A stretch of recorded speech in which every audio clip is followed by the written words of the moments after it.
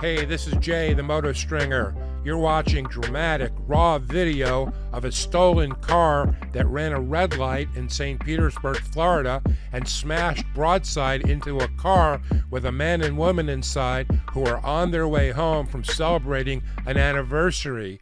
The couple were injured and in the hospital for months as the police searched for the two hit-and-run suspects who fled the scene without even checking on the injuries of the people who they just hit.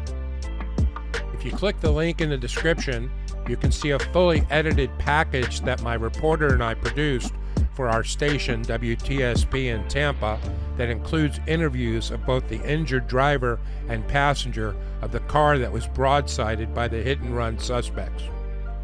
Hey, I'd greatly appreciate it if you'd like this video by giving it a thumbs up, and please subscribe to the MotoStringer channel. Thank you.